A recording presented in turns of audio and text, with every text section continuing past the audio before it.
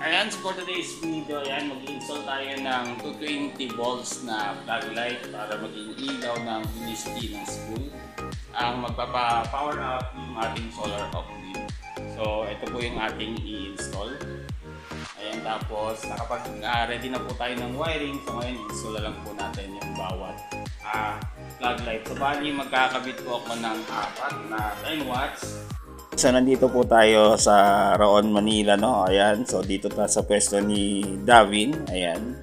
So meron din po siyang vlog, Davin Hikali Vlog. Ayan, tapos kapatid niyan si Nanay Gamay. So pumunta po kami sa kanilang pwesto, no? Ayan, meron po talaga silang pwesto, hindi po sila sa bangketa. Ayan. So ayan po yung mga stock nila at kinukuha na po ni Davin Hikali Vlog yung binibili natin na plug light. Ayan, so 220 volts kasi meron ng solar off-grid doon. So para pagdating po ng gabi is solar na po yung gagamitin ng school para makales po sa kuryente na bumula po sa DU, mga ka-sunrise.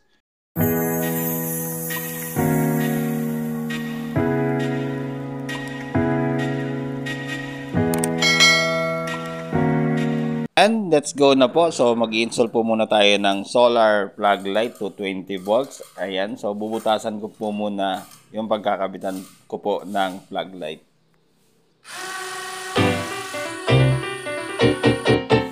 Tapos ko na po butasan yung plug light. Ngayon naman po is kabit na lang po natin yung 220 volts na solar plug light.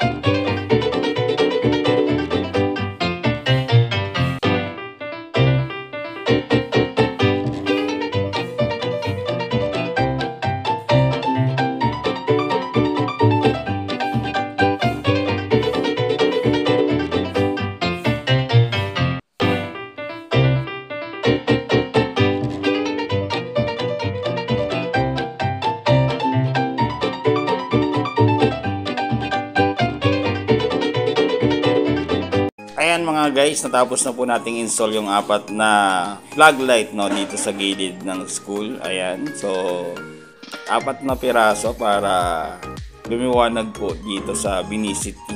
Ito pa po kasi yung parting madilim dito sa school. Ayan, so yung magpapagana nga po pala nito, yung install po na solar off-grid, no, na 3 kilowatt. Ayan, para makales po sa consumption sa distribution utility o dito sa Caloocan guys, yung Meralco.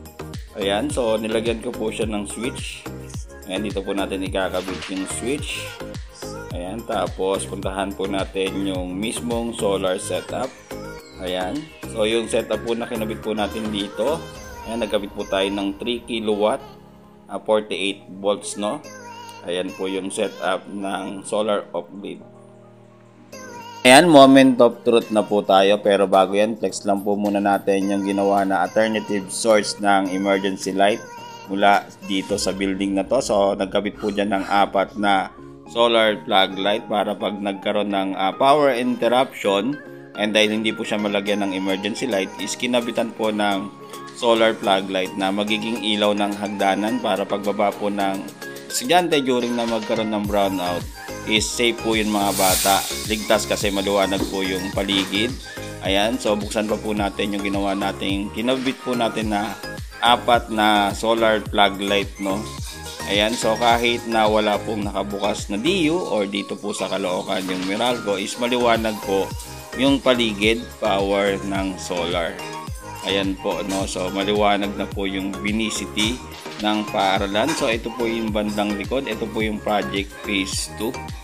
Ayan, so salamat po sa aking butihing principal na pinapayagan po akong mag-vlog to promote renewable electricity. So masaya po akong nagpo-promote ng renewable electricity para makatulong rin po tayo sa ating inang kalikasan kasi po yung ginagamit nating electricity is green electricity. So hindi po siya nakakasama sa ating inang kalikasan. Ang ganda pa. Ayan, so yan po yung phase 2. Ngayon naman is puntahan po natin yung phase 1. So dito nga po is limited na lang po yung binubuksan na ilaw na nagmumula po sa distribution utility.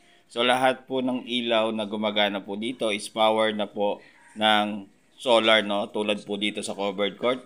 Kinabitan po natin to ng 4 na solar plug light. Kaya kahit gabi is maliwanag po sa covered court at sa stage. Ayan, maliwanag din po yung stage kasi kinabitan po dito ng solar off-grid, yung phase 1 project po ng aming butihing principal.